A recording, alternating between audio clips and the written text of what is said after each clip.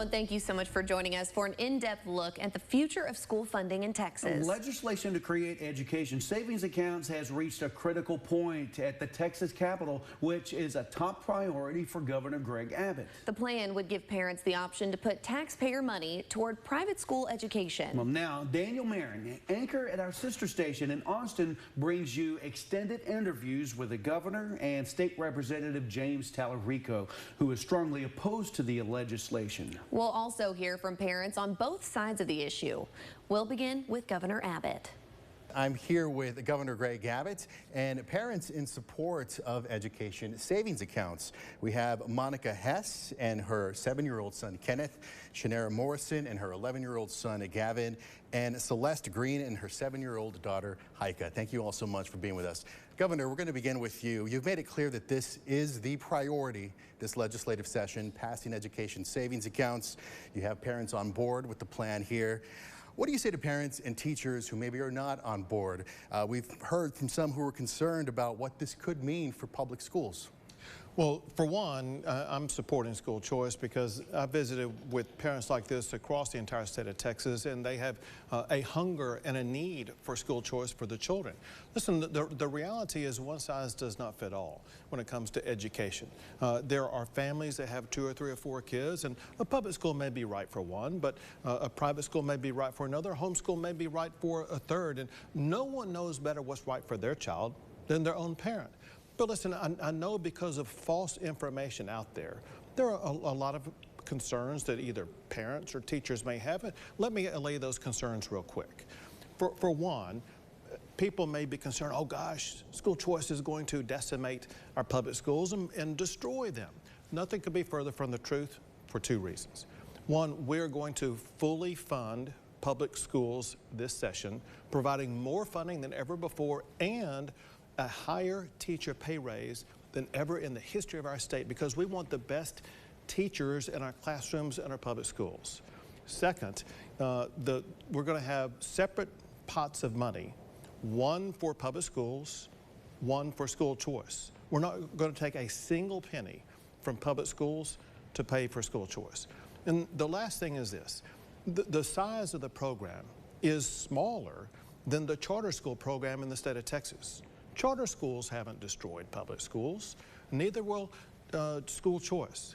Another way people should see this, and that is more than 30 states in the United States, they already have school choice, and it hasn't destroyed public schools in those states. And in fact, the state with the largest school choice program in the United States ranks #1 for public education in the United States. You can have both great public schools and good school choice. Brings me to my last point. My real goal here, in addition to helping these parents, is to put Texas on a pathway to being ranked #1 for educating our kids. Governor, I want to follow up on something you mentioned there, 2 pots of money. Why not just put the $1 billion into public schools? Many of them are financially strapped. Because we're going to be putting far more than $1 billion into public schools. As I mentioned earlier, we're going to be fully funding public schools. We will be providing the largest increase to public education than ever before. Per pupil funding will be at an all-time high. Teacher pay will be at an all-time high. So we will use all the funds necessary to ensure that we are fully funding public education and ensuring that our public schools will be competitive with private schools and with homeschools. Celeste, why are you on board with education savings accounts? Well, I have 5 kids. I am a 2nd-generation homeschooler. It all started back when I was a child in Oregon. We homeschooled there because homeschooling was illegal in Texas at that time, and we've come a long way. When my oldest son Joseph was in junior high, he experienced violence, and I was unable to resolve that, so I had to take him out of school. I also worked at that time as a forensic psychologist, and I was fortunate enough to be able to quit my job and homeschool him. There were no other school districts to transfer him to, and the local Catholic school didn't have any openings. So, homeschooling was the only other option there. And so that was okay. I felt confident homeschooling my child, I felt confident with my ability to teach him, the education savings account would help us. Shanera, I want to come to you on the topic of the amount of money. $10,000 is roughly what it's going to be, could be if it passes. Is that enough money, do you think, for what you would like for your child? As I've said many times before, anything helps. Whether it's $1 or $50 or $10,000, anything towards my son's education is beneficial for me and for him. Governor, I want to come to you on this question of equity. The $10,000 might not really cover tuition at a lot of schools around the state, and a lot of cities around the state don't even have private options. What do you say to those parents? Well, again, that's a lot of false information that needs to be corrected, because the fact of the matter is I've researched the issue. And most private schools across the state of Texas, they cost less than $10,000. That point aside, there are many others that may cost more than $10,000, and they would be willing to provide a scholarship that would make up the difference. This is going to provide unbelievable access, unprecedented access. There's something else, though, and that is when a program like this is created, that will lead to the creation of some new schools that can provide that opportunity. Another falsehood is, well, there's rural regions of the state of Texas where this simply is not available. And that's untrue in so many regions of the state of Texas that are rural that I've been in. I'll give you Athens, Texas as one example. I was at a school there. Athens has a population of about 12,000 people. And yet, they have a private school that parents needed to take their child out of public school because the child in first grade was coming home from school repeating 4-letter cuss words. And parents knew at that time it violated their values, and they wanted to move their child into a setting that reached his values, and there was a private school like that there in Athens, Texas. In Alpine, Texas, and small little towns across the state, there are many opportunities for school choice for parents. You mentioned the research that goes into building a massive program like this. What does the private school community say to you? Are they ready for this? Are they ready for the influx? Because it is up to them whether to accept these children or not. The private school community is hungry for this because they know that they provide an important value to the education equation. One is because of the type of education they provide. Another is because different schools meet different needs of different parents. You know, one school is, again, doesn't matter if it's public or private, one size is not going to fit all for every student. But we know there's going to be schools out there that will meet the needs of all these students. But there's something else that is very important here. Of what we found in other states that have school choice. And that is when school choice is entered into the education equation, it means that the private schools do better. It means that the public schools do better because there's competition involved. Competition makes everything better, including education, and that's what we want. We want the best education product in the United States. School choice is a pathway to achieve that excellent product. Many private schools are attached to a church or a religious organization. Do you worry that this blurs the line between church and state? The United States Supreme Court made clear that it does not. And so there's no constitutional issue here whatsoever. What is at issue here, however, is that there are some parents, they want their children to learn more than just their ABCs. They also want their children to learn values. Some parents are able to achieve that by homeschooling. Other parents are able to achieve it by finding a school that's right for the child that will also teach values. One thing our country needs at this time, and that is character development by our children. And character development can be done through schools that educate students about more than just math and science, but also genuine values that will make them stronger participants in our democracy. But what do you say to parents who feel like public money shouldn't be subsidizing religious teachings? So the fact of the matter is the Supreme Court has ruled on that issue. What the Supreme Court ruled was it was actually the opposite, and that is to exclude schools because of religion would be violating the Constitution. And so what we have to do, we have to make school choice available to all schools out there that are accredited, by the way, in order to qualify. But for all accredited schools in the state of Texas, they will provide an option for parents to choose the pathway that's best for them, understanding this very important point. And that is, all of these parents right here, they know far better what their children need than does any educator, any principal, any administrator.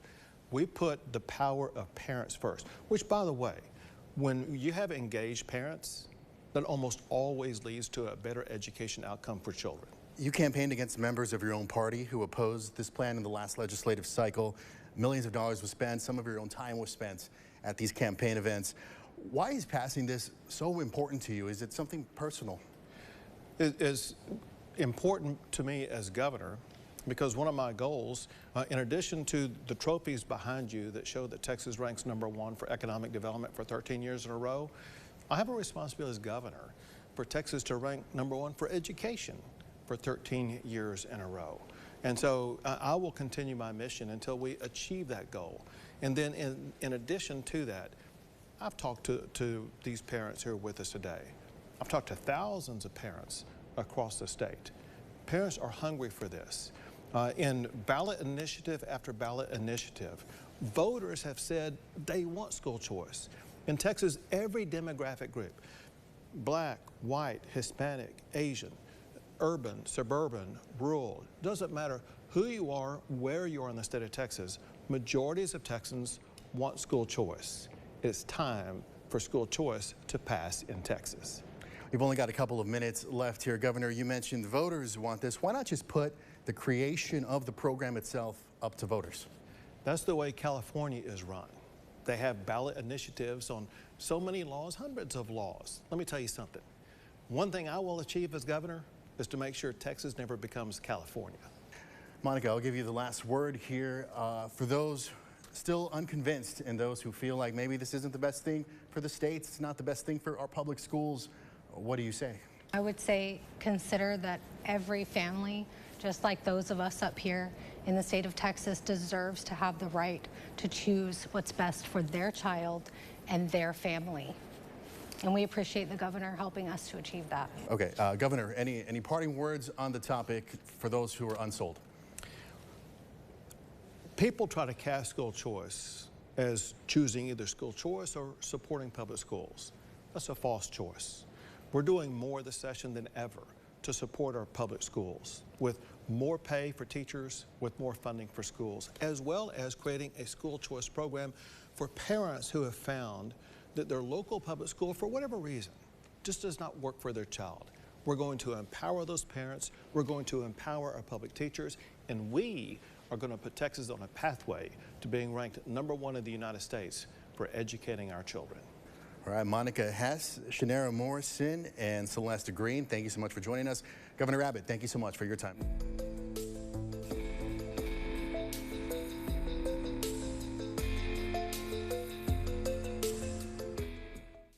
Don't miss Ashley's 72-hour super sale.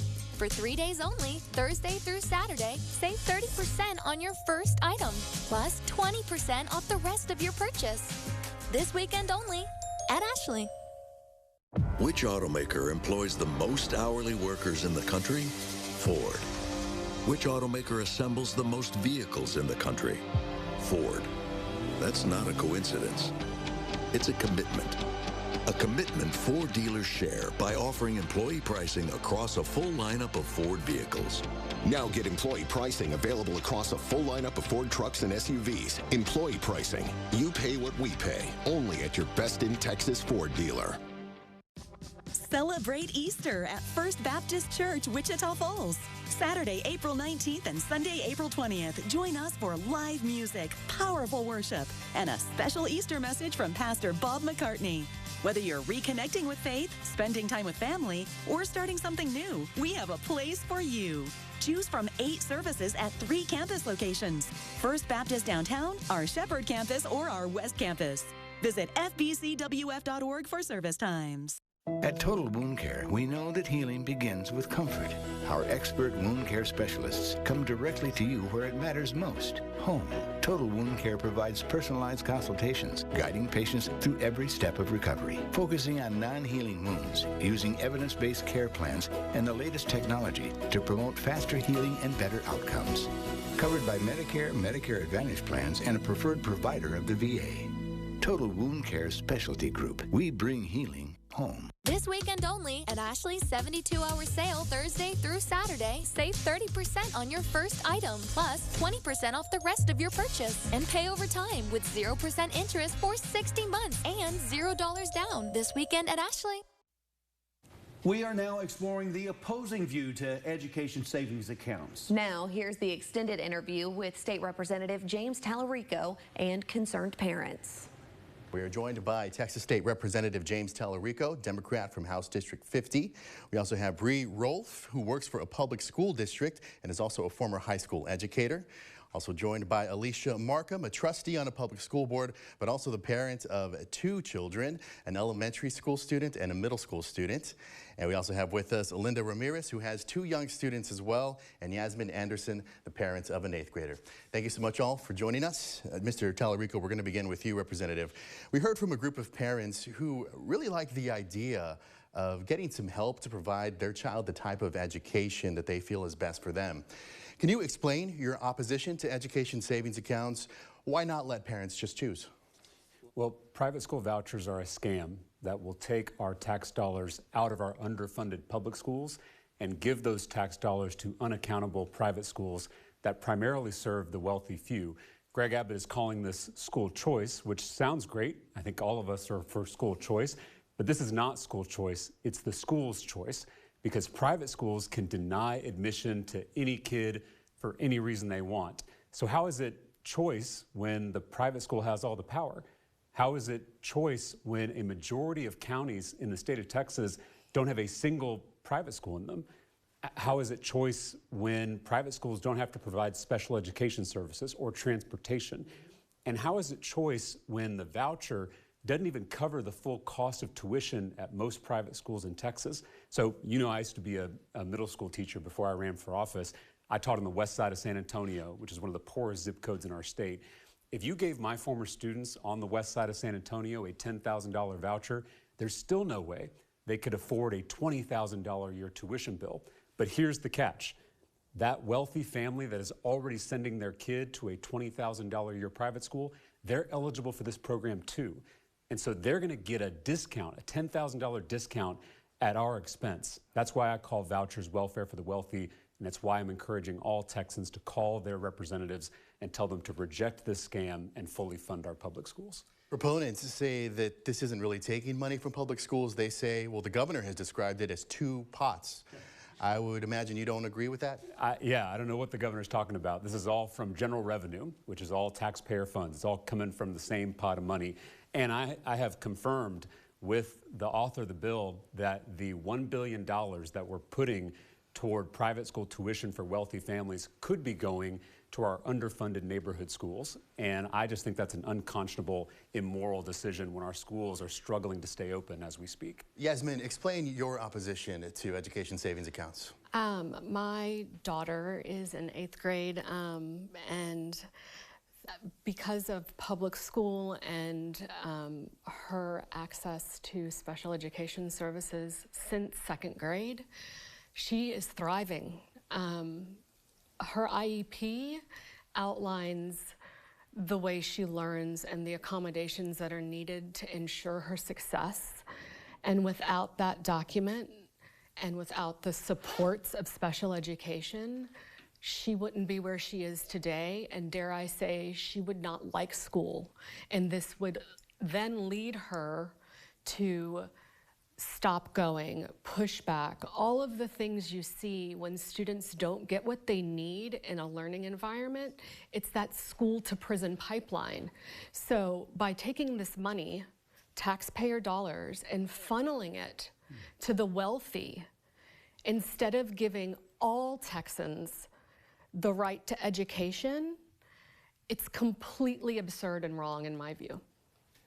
Alicia, you have dual roles as a school board member, also as a parent. What are your views? So I have 2 children who receive special education services. My oldest child is in 7th grade, and he has received services from the time he could be in early childhood special education at 3 years old. When it was time for him to enter kindergarten, I was a young mom, new to navigating the school system. He was my first child. And so I wanted to make sure that I looked at every option for him to make sure he was going to be set up for success. So of course I looked at our neighborhood public school, but I also went out and looked at charter schools and private schools. And I only looked at schools that promoted themselves as accepting children with disabilities. So some of the responses I heard back from those schools ranged from, we don't have the resources to support your child. We want our students to have potential in something, implying my child had no potential in anything. The charter school that we actually, through the lottery, won a seat in, brought in a regional director to convince us not to send our child there, and ended up telling us that if we chose to send him there, they would teach him in a room by himself. I know firsthand that these schools do choose who they want to attend. My child was rejected from every school that said they potentially would accept a child like him. I also heard responses of, you know, we do take children with disabilities, but not children like your son. So then that begs the question, well, what kind of child do you take? So I'm opposed because I know firsthand that these schools don't take children like my son, and most children who receive services, they don't have the resources and they're not going to go out and get them. My child has thrived in public school. Both of my children have thrived in public school. My older son is entering his teenage years, and even in a challenging time with a disability and entering teenage years, his campus and our district has gone to great lengths to make sure he has all the resources he needs to still be on a successful path. So I know public schools work. They have the resources. The money that could be funding our public schools, we're asking to subsidize private tuition with money that could be going into our public schools. So the reality is we have school choice in Texas. It already exists. But what we're asking is, do we want the taxpayers to subsidize private tuition for private schools that a majority of them are never going to be able to access? Representative Tallarico, I wanted to ask you, you've spoken about your Christian faith. Many of these schools are going to be religious, so these private schools. What do you say to the parents who would like to send their child to a school that aligns with their faith? Well, no one's stopping them from sending their kid to a private school. We already have school choice in Texas. Not only can a parent choose to send their child to a private school, they can also choose a public charter school, or an early college high school, or a magnet school, or an academy, or a career and technical school, in addition to their neighborhood school. So we want options for parents. The question here is, where should our taxpayer dollars go? And we shouldn't send our taxpayer dollars to schools that aren't accountable to the taxpayers. Private schools don't have to follow the same rules. They don't have to accept the same students. They don't have to take the same test. And that's a problem for me as a lawmaker. Taxpayers of all kinds pay for our schools, and there needs to be transparency and accountability for those taxpayer funds. Bree, I want to ask you your view as a former teacher. So my current role, I serve students experiencing homelessness and in foster care. And my biggest opposition is my students that I serve now will never benefit from this bill. And you know, people keep saying parent choice, and that's great. Parents have choices already, but what about the students whose parents can't make choices for them, or who don't even have enough money to put food on the table? And in our public schools, I currently work out of a wonderful middle school where we work with social workers and support staff. And one of the things that when you take money from public schools, we lose all of our wraparound services and support for our most vulnerable students. And I've been a public educator in Texas for 17 years. I've worked in 2 different districts, and I have seen how public schools can be a place of magic and transformation for the most vulnerable students. And I have had the gift of watching that transformation. And most Texans do not want this bill bipartisan. There are people on both sides that don't want it. And if you fully fund our public schools, we can do great things. And we haven't had a basic allotment increase since 2019. This budget surplus is them taking money from our public schools. And they need to put it back into the communities so we can have community schools that thrive and become places that are safe and nourishing for our students. Linda, I've seen you nodding your head. Where does your opposition to education savings accounts come from?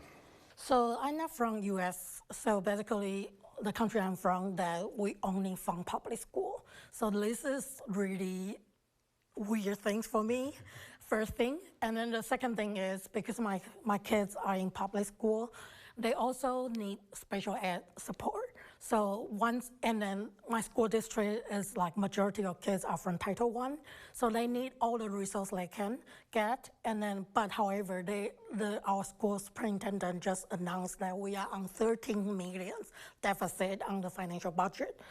So when every school district don't have enough money, and then we are still funding private school, I don't know the math. It's not working for me at all. Representative, the governor mentioned that he feels competition makes everything better in terms of public school and private school. Your response to that? I like competition, but only when it's fair. Private schools don't have to follow the same rules, don't have to take the same tests, don't have to accept the same students. It's like a football game where one team has unlimited timeouts and 12 guys on the field. So we can have competition, but it's got to be a level playing field. I do want to pick up on what was already mentioned. There is bipartisan opposition to this voucher scam. Republicans and Democrats oppose this scam. The only people who are for it is Greg Abbott and his billionaire megadonors. Jeff Yass, an out-of-state billionaire, gave Greg Abbott $12 million last year to pass this scam so that they can privatize our schools and make money off of our kids. So we've all got to come together, regardless of our political party, regardless of our region, regardless of our background, to reject this billionaire scam and fully fund our neighborhood schools. We're running out of time here. Representative Tallarico, I'll leave the last word to you. What would you say to those still on the fence, still undecided? How would you persuade them? Don't take our word for it. Go look at the other states that have tried these private school voucher scams. They tried it in Arizona, and it blew a giant hole in their state budget. It grew in cost year after year, and it bankrupted their public education budget. They did it in Florida, and 70% of the users were wealthier families who already had their kids in private school. They did it in Indiana, and the private schools just raised their tuition and profited off the taxpayers. So we don't want this scam in Texas. This is going to be on the House floor on Wednesday. We need Texans to show up. We need Texans to call their state reps and their state senators and their governor and tell them to reject this scam and fully fund our neighborhood schools. All right. Thank you very much to all of you. Thank you. Thank you. Thank you. Well, thank you for joining us for Texas Education Funding the Future. For more context, just look for this special report over on our website, Texomashomepage.com.